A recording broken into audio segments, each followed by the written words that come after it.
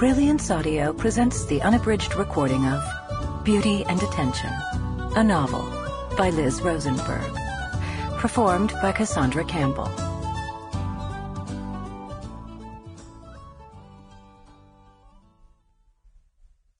To my daughter Lily, the most beautiful and wonderful young woman I know. Chapter 1.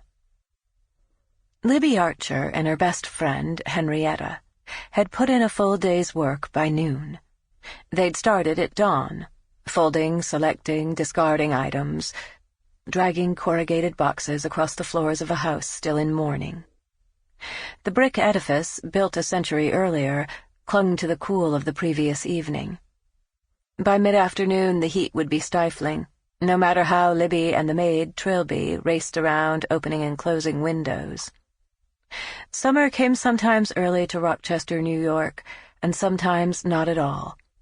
This had been a very hot June. The two friends wore Bermuda shorts and wrinkled white blouses as they wandered about in their bare feet. Their toenails were painted a bright pinkish red, Revlon's best-selling shade for 1954, Fire and Ice. Libby, the slighter of the two, wore her hair tied loosely back in a black band. The tall girl, Henrietta, Henry, as she was generally known, was gawky, with a long, bony face and clear green eyes. She sported a paisley bandana, which hid her frizzy hair. Around her neck she'd hung a few impossibly long strands of colored glass beads. Henry sank back on her heels with a sigh, surveying their morning's work. She blew a strand of hair out of her eyes. "We're getting there," she said. Most of the rooms, including this once cluttered study, held nothing but boxes and furniture swathed in sheets. Libby studied a photograph cradled in both hands. The man in the photo was her late father.